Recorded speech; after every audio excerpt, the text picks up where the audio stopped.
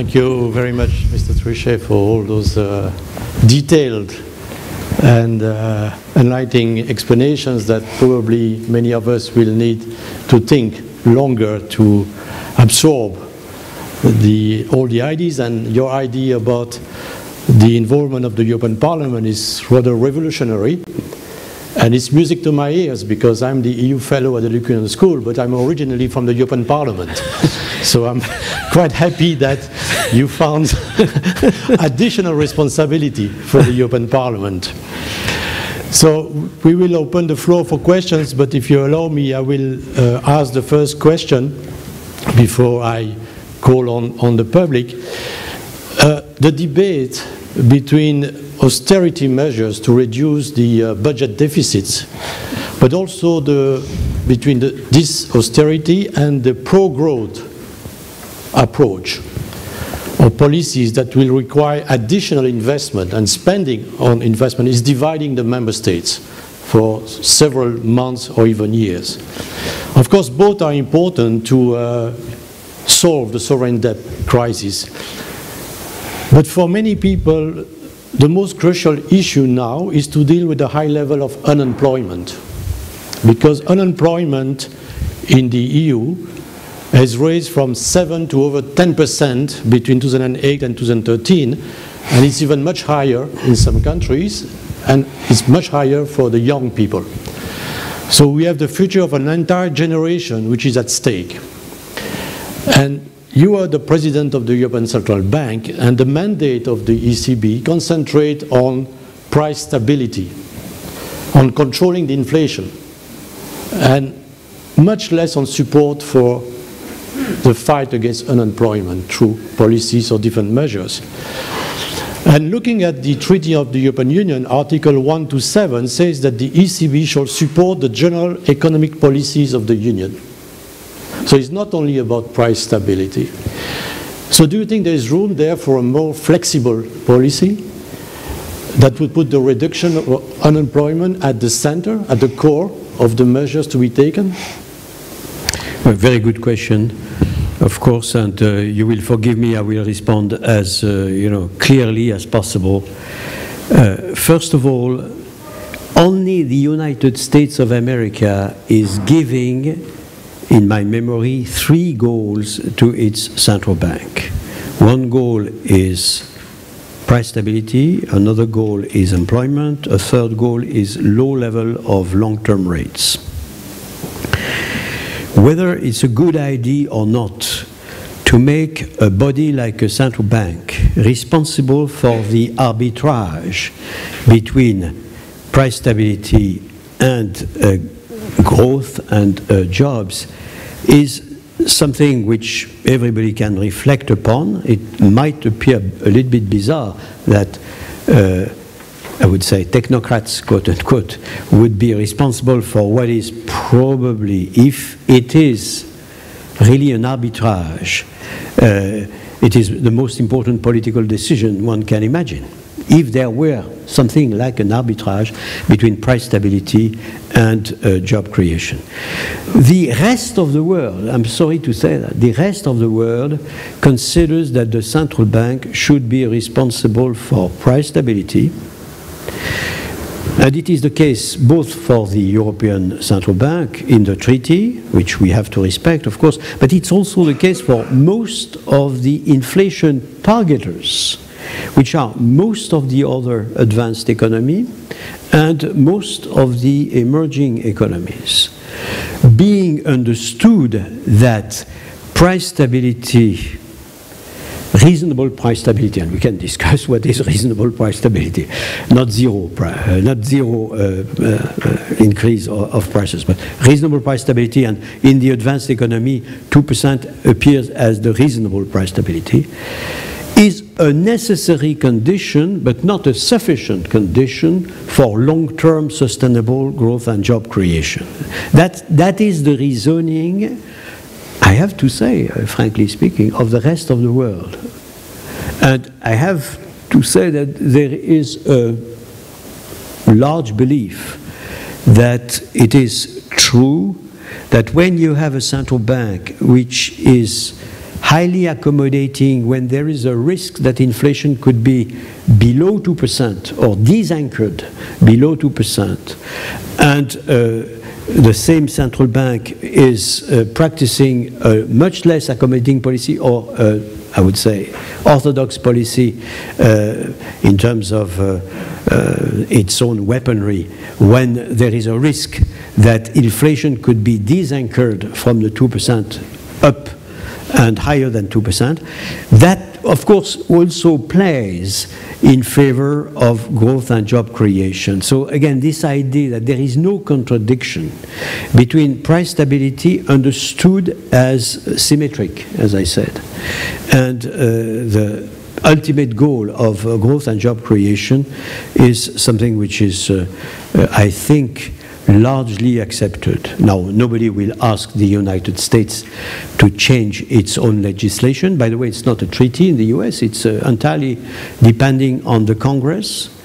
And the Congress doesn't seem necessarily to be that satisfied with the situation, which I regret personally, because I think that the Fed took very much the right decisions, but that's another story.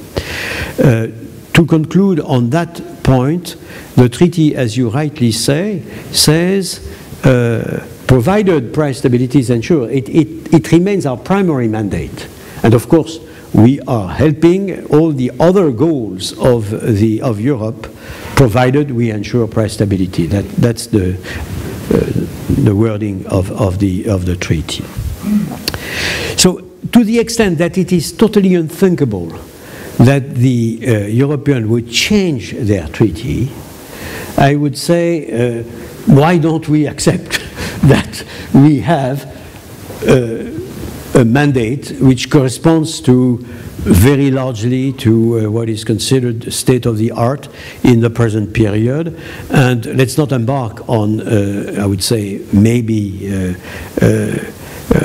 avenues that would not permit us to have what we want, namely to make progress in the direction of the European unity, because we know in advance that a large number of societies, a large number of public opinions, not to speak of the parliaments and governments, would say no, we don't change the rule, we negotiated that, it is something which is fundamental.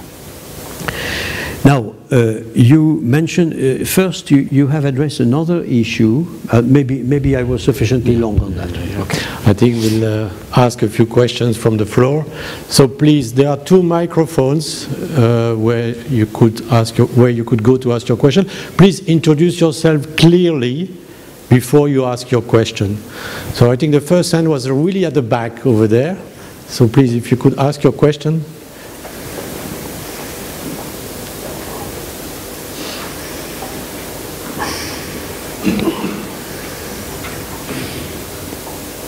Thank you. It's working. It works. It works. Okay. My name is George Komnenus. I'm an intern at the EU delegation in Singapore. First of all, thank you very much for this lecture. I have a question on your concept of an economic and fiscal federation by exception. Because if I understand it right, you said that if a country's misbehavior, so a member state's misbehavior, threatens to destabilize the Eurozone as a whole, the European institutions should be able to apply direct measures instead of the ineffective fines as we have it right now.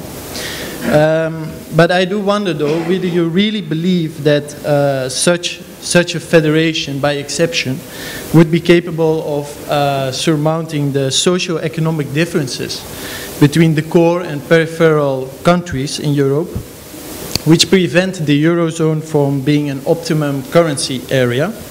And moreover, I wonder, from a legal certainty perspective, how you foresee that we can determine whether a member state is misbehaving and that his misbehavior is threatening the stability of the Eurozone as a whole. Can we take a second question? Yeah, sure. Thank you. My name is Siri Chutikumontam. I teach at the Nanyang Business School, Nanyang Technological University. Well, my first question is a follow-on on the question of the conference chair on the austerity versus pro-growth, which is also related to the uneven competitiveness of members. Seemed to me that unemployment stems not just from the austerity, but it's also from rigidity in, say, the labor market that prevent laying off of the existing employees, and therefore companies cannot hire new employees. So, and then there are also other constraints to improving competitiveness. So I'm just wondering that since these rigidities perhaps are pertaining to member countries, I wonder if the union as a whole would have any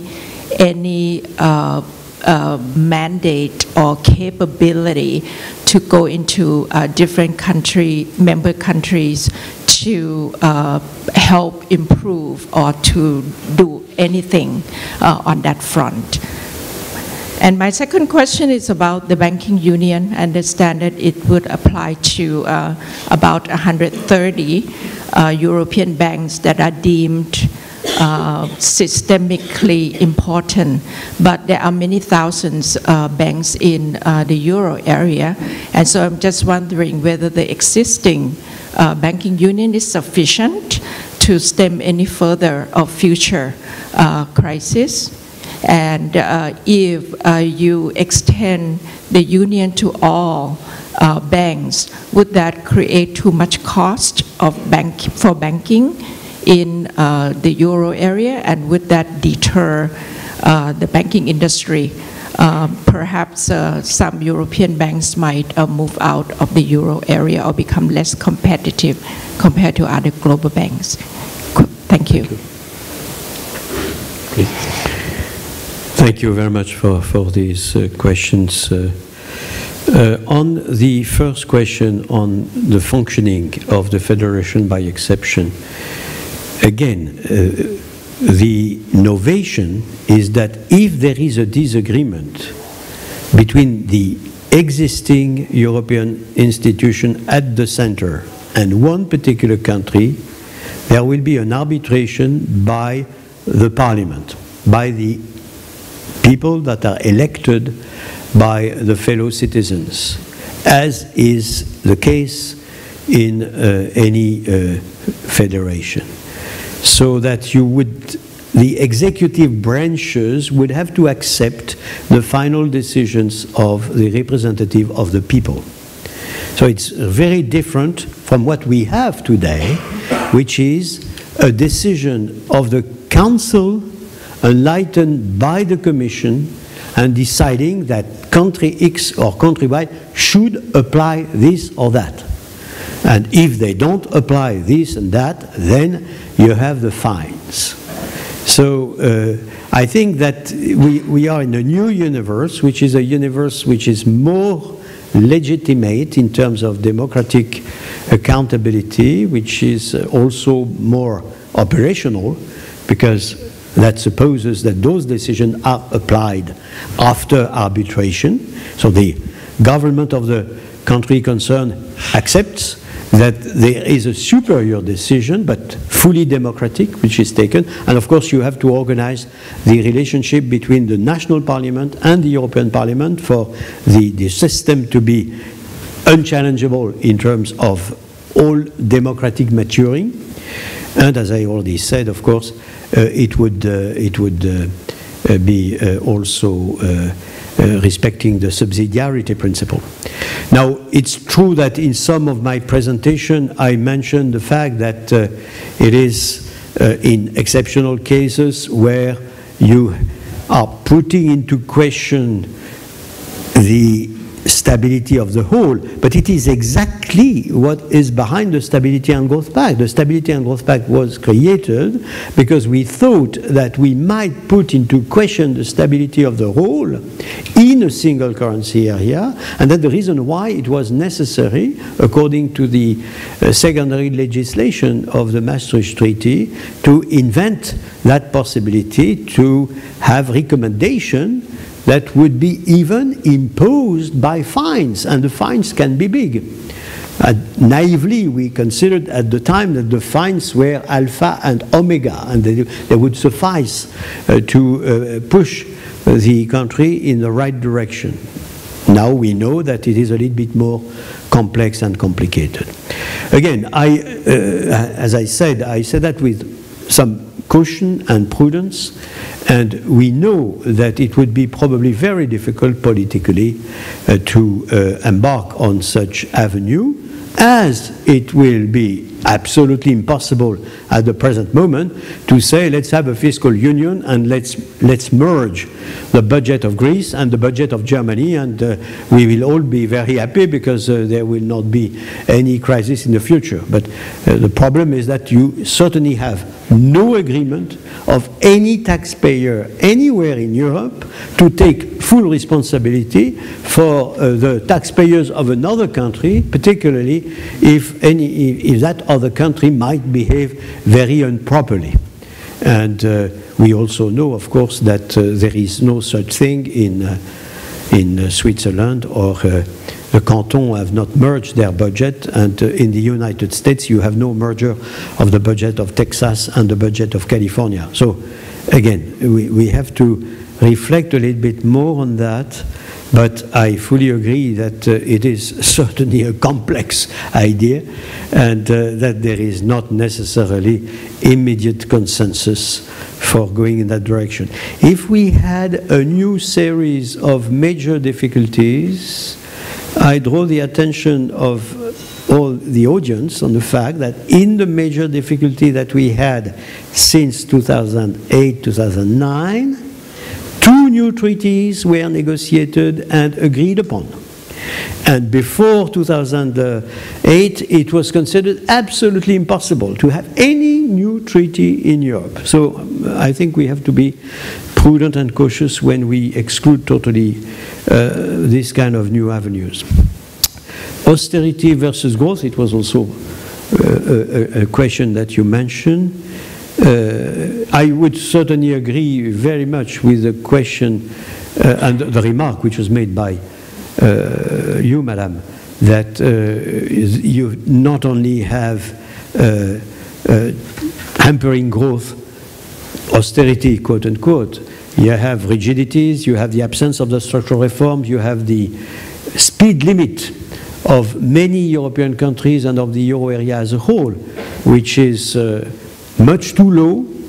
And we all know, and it is also a problem in Singapore, that the total factor of productivity, the improving of productivity, is absolutely of the essence. You have to augment the speed limit. And to suggest that the question is only a question of having the right macroeconomic policy is a little bit too simple, because you forget all the productivity issue, and certainly also, of course, the structural reforms. On austerity versus growth, if you permit, I would say just one word. I accept fully that in a country which has no problem, the creditworthiness of which is not put into question by anybody, and which has room for maneuvering on its fiscal side and on its current account side, there is a real question. You have to, reflect permanently on whether or not you are not too restrictive, whether you could not activate your domestic demand, whether your current account surplus is not a little bit too large.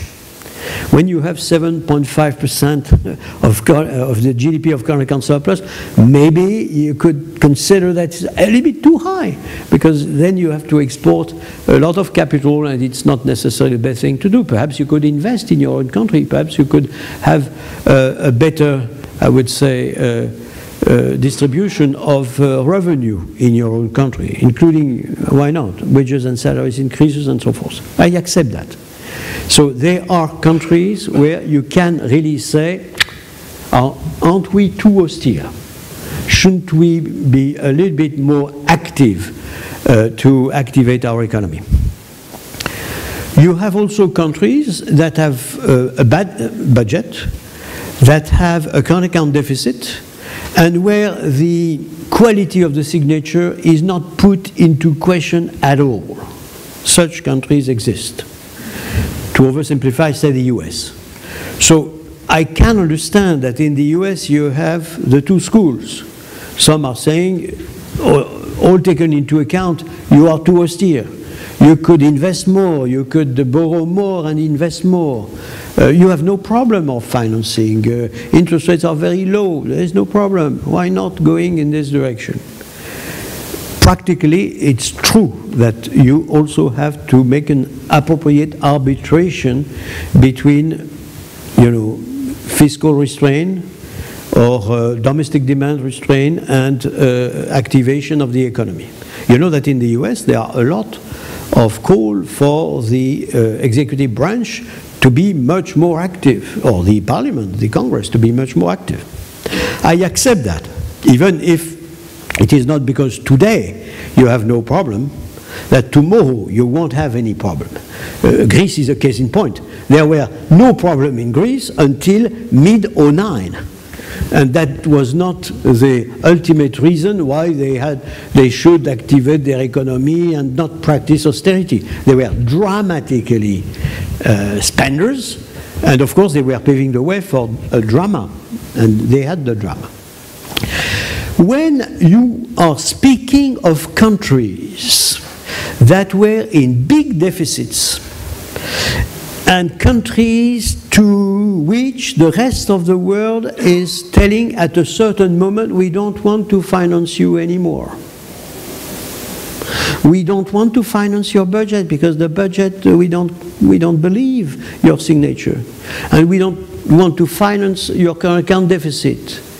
What does that mean, austerity versus growth? They have to go back to a balanced situation because simply there is no, I would say, philanthropy in the world sufficient to nourish the economy in question.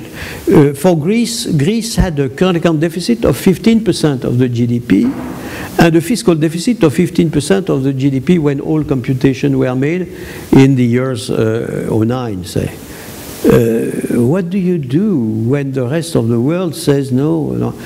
You can either say, okay, it's an absolute drama and I have to go down overnight from -15 perhaps to 0, and it's an absolute drama, or you can say, maybe I will ask my friends to help me to adjust progressively in a number of years in order to avoid to be put in a dramatic situation. But you cannot deny that you have to go from the start of your dramatic situation up to a more balanced situation. Otherwise you would never have confidence back. And that's the reason why it seems to me that austerity versus growth is a real issue for some, might be accepted for others, and is irrelevant for those, again, that were put into a dramatic situation because they had not, I would say previously, be wise enough in running their country. So when the IMF or possibly the European are accused of having imposed austerity, I have to say that seen from the practical standpoint, it is something which is a little bit bizarre, because what you could say is those governments that put those countries in absolutely dramatic situation where they were spending 15% of their GDP more than what they were earning have enormous responsibility, because in any case at a certain moment this situation would have had to be redressed. And to accuse the international community Namely, why not saying that? China, India, which are shareholders of the IMF, Mexico and Brazil, and why not also mentioning Spain, Ireland, Portugal, countries with problems that helped through the IMF on the one hand, and through the European friends on the other hand, the country in difficulty, it's very difficult to say it's their fault.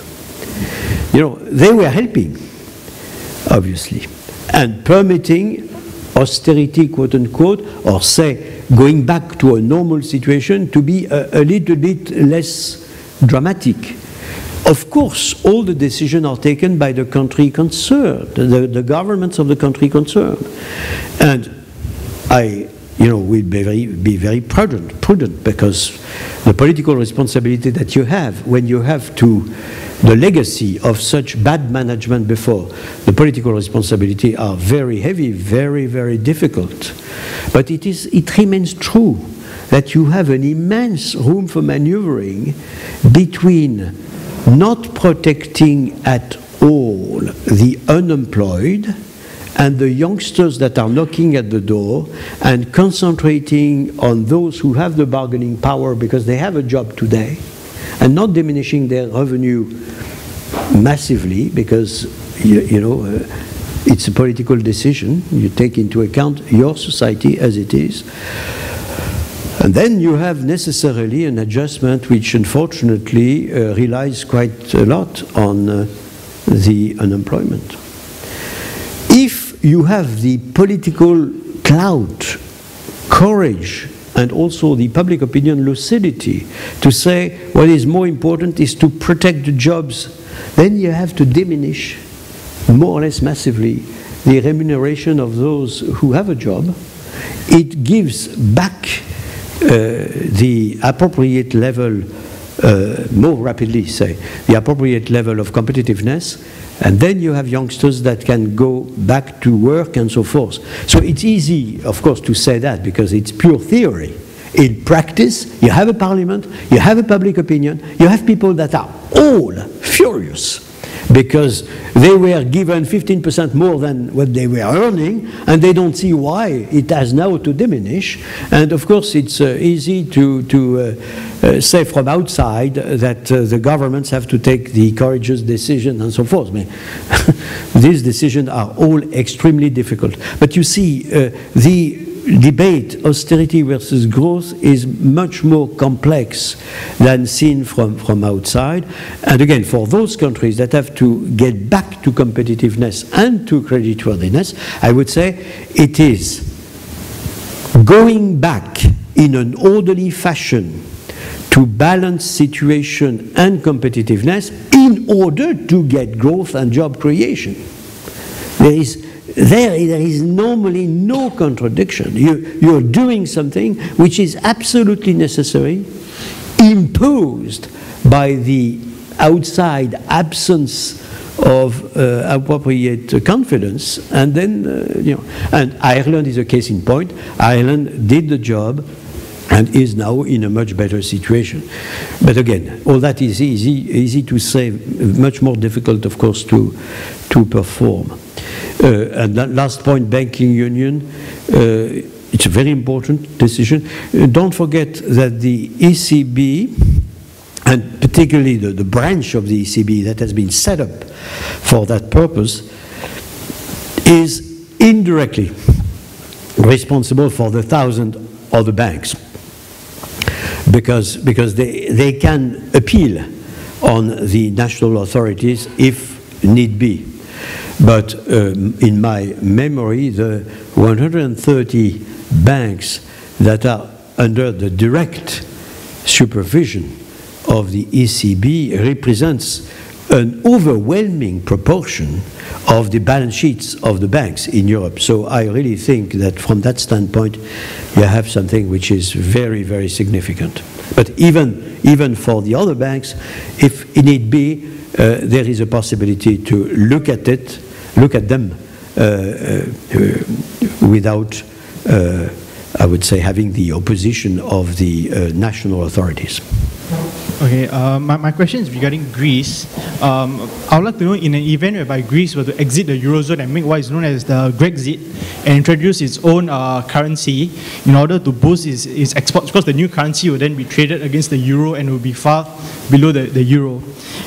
Greece will make the exit, and then it will become a vassal state of Russia in order to receive foreign direct investments from Russia and also to do away with the sanctions. I would like to know how this affect the Eurozone, and also in an event whereby a member state of Europe, they are facing a decision whether to default the IMF or the ECB. Which institution you think a member state will default? Thank you. Which institution would be? Which institution you think a member state would choose to default if we had to choose between defaulting the IMF or defaulting the ECB? Defaulting. Yeah. Please, second question. Please make it short and to the point. My name is Henry Chen from SMU. My question is this. We have already have the banking union in the Europe zone, but we have seen increasing asset of the financial system moving from the formal banking sectors to the shadow banking sectors. And so despite all the efforts of these Basels and this ECB, do you think that the next crisis originates from some area that's not within the purview of ECB? And the second question is that you have already mentioned about that the long-term anchor of a common currency area is convergence of productivity, and you will need a federal transfer mechanisms so that you can have short-term transitions. Now, we have already seen in the Northern Europe and Southern Europe, the youth unemployment rate keep on diverging. So it might be a sign that productivity convergence is not happening in the Eurozone. Now, if there's really no chance of productivity convergence, do you think that the Eurozone has to be redesigned and have some exit mechanisms for those countries that really has no hope of catching up the productivity gap? Thank you. Okay. Yeah, I think we'll stop there. Please. Thank you. Thank you very much indeed. Again, very good questions.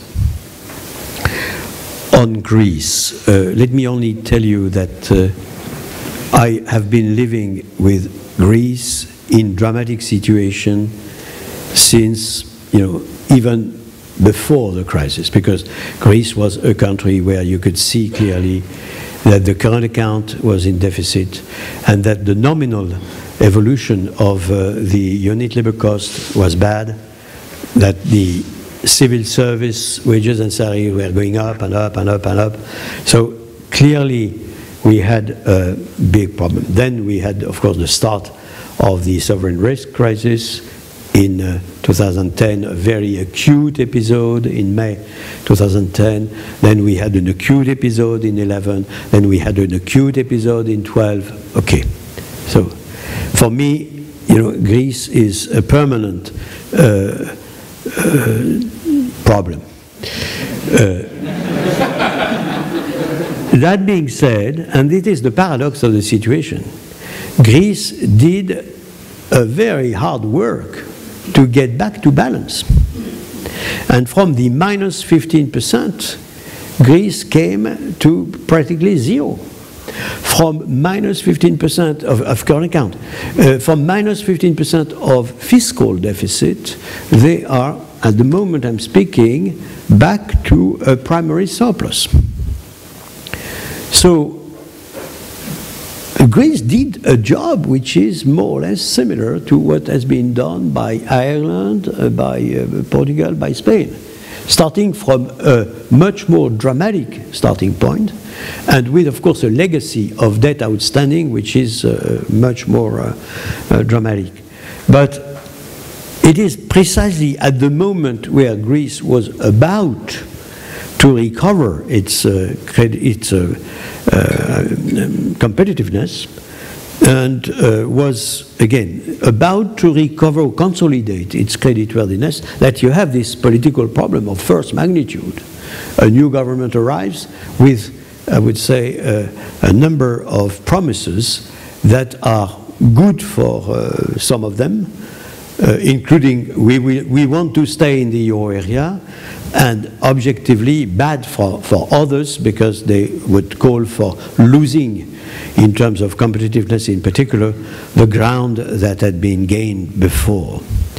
So we will see what happens. My own intuition, having experienced such episodes in a recurrent fashion, is that they will find out ways to solve the dramatic problem that they have now. There are various ways. We will see exactly. The government perhaps would discover that in any case, to deliver what is the most important, namely growth and jobs, you have to convince not only your own people, but also the rest of the world, that the course of action is a right one. And that the IMF can say to all the international community, those guys are going in the right direction in our opinion. And that the European can say, okay, looks like they are going in the right direction. If there is not that, there is absolutely no chance that they can give what they have promised, and which is the first promise, which is very important, namely growth and jobs. So we will see. I mean, they are very intelligent people. They have a situation, and they are in charge. There is a difference between winning elections or concurring for election and being in charge. So all those who were in charge previously found out the ways, even if it was not easy. So that's the reason why my gut's feeling is that they will find out a way. Now I cannot exclude, of course, that the Greek democracy and the Greek people finally will do something which doesn't go in the direction of what would be good for them. And then, of course, it would have a lot of consequences for them first, and also for the rest of the world, and for the European. Let's not concentrate on the financial aspect of it. And again, what counts is the program of Greece. If there is a good program of Greece, in my opinion, all the debt problems are secondary. We will find out solutions. They will find out, and I would say, European would be certainly very forthcoming in terms of accepting to be repaid on a very long-term basis with very low interest rates. That's not the real problem. The real problem is, do you have a plan which works and is convincing the international community that it will work? It's not a new issue. I mean, when we had the problems in Latin America, the problem in Africa, the problem in Europe, the problem in Asia, it was always the real problem. The real problem was, what is your plan, and is your plan credible? So it's not new, it's very old. I take your point that there are geopolitical problems also, because we are in a region which is unstable. We are very close to the Middle East.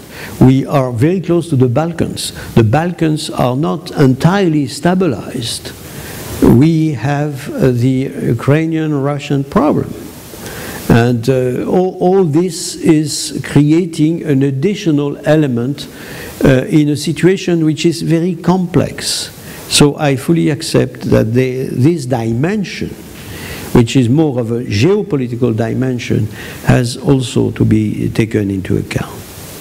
I will not embark on reflecting on whether or not default vis-à-vis the IMF or default vis-à-vis the ECB would be appropriate. My gut feeling is that they will find out ways to muddle through, and in any case, to put Greece in the category of North Korea is absurd.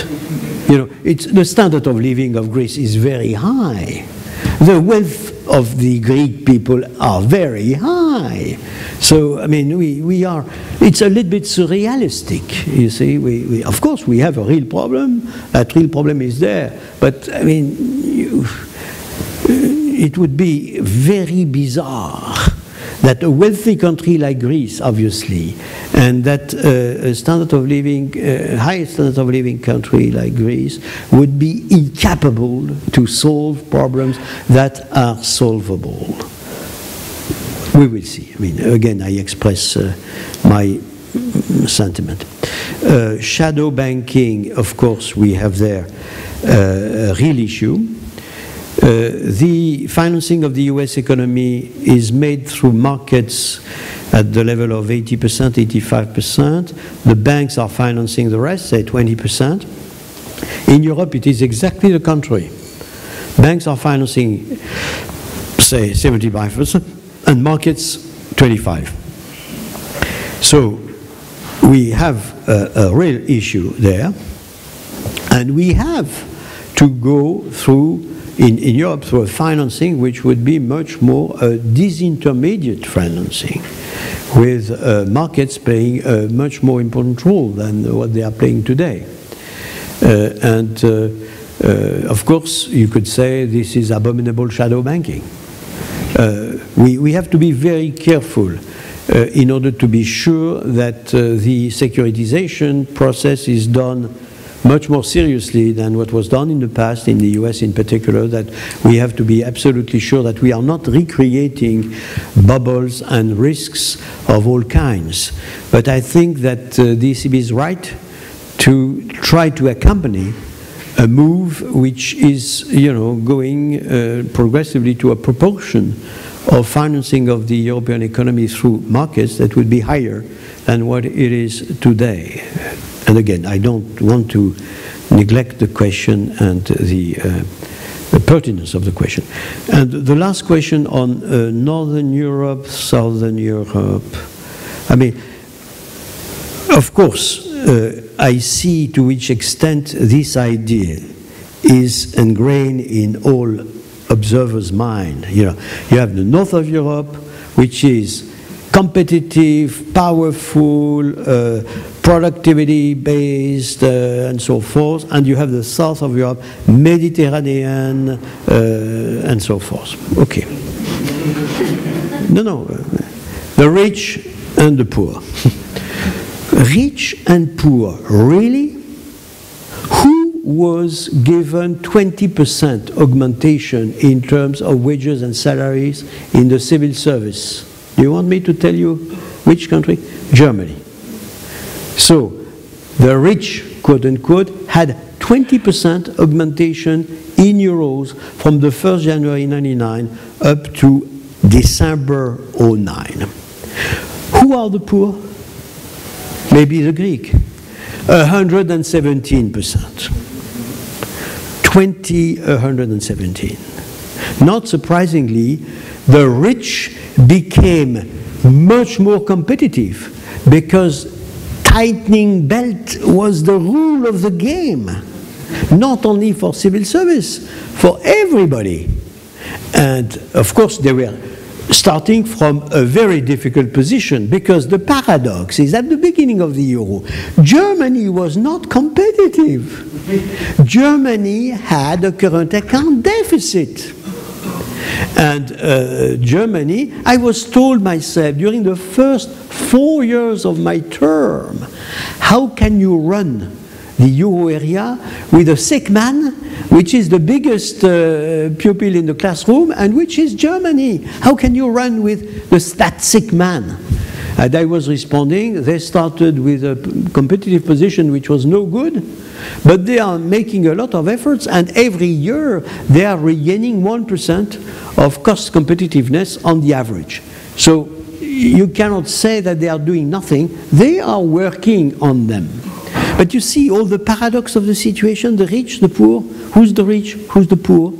The fact is that you had, and that has nothing to do, in my opinion, with North and South. Maybe a little bit, nevertheless, but I elaborate. After all, Ireland looks like being in the north, if I'm not misled. And Ireland had also a problem of competitiveness, which was growing and growing and growing. And again, I mentioned Spain as a country which regained competitiveness in a very, very active fashion, and obviously until now productive fashion. So we have to be much more cautious. And if Germany would be always over-competitive, why the hell did they start the euro with a position which was not very competitive? My own understanding is the following. I propose to you this reading, this possible reading. In a single currency area, you have to be sure that your own unit labor costs are such that your currency remain in a real currency single area. That doesn't mean that you should have the same remuneration all over the euro area. It means that your remuneration must be in proportion of your labor productivity or total factor productivity. It doesn't mean that you can, with a magic wand, say the productivity would be the same all over the euro area. It has no meaning. I mean, some are very high in productivity level. You have countries that are specialized in services. They cannot be as productive as those who are in the high-tech manufacturing. I mean, there are differences. What is true is that you have your unit labor cost as an average, not to put you in a very difficult situation because you are clearly non-competitive, or I dare say that, in too good a situation because you are over-competitive. You have to remain in a situation which would be close to the average. In the long run, of course, you have oscillation, but in the long run, you should be close to the average. And that is my understanding. That is the MIP.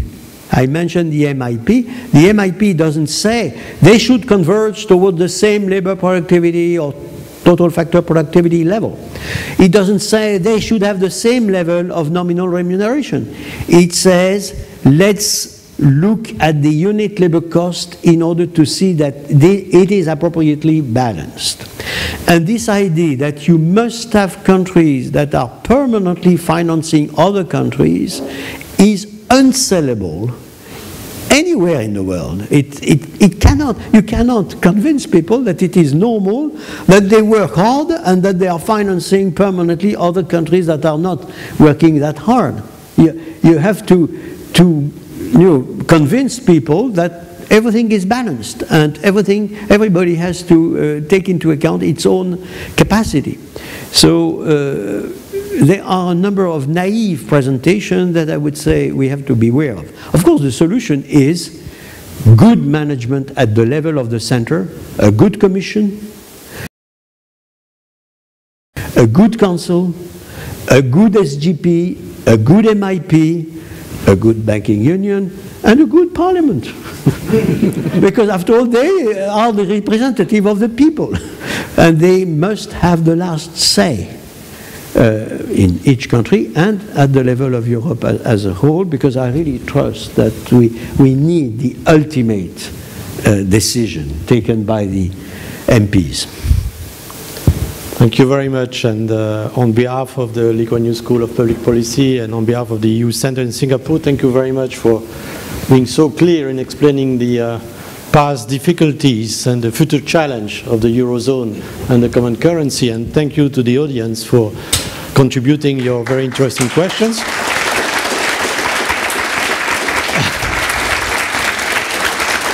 And if I may say the last word, I hope that you will agree with me that the Eurozone crisis is, like all other crises in the European construction, an opportunity to strengthen and to deepen European integration. So thank you very much, Mr. Trichet, for sharing with us your views.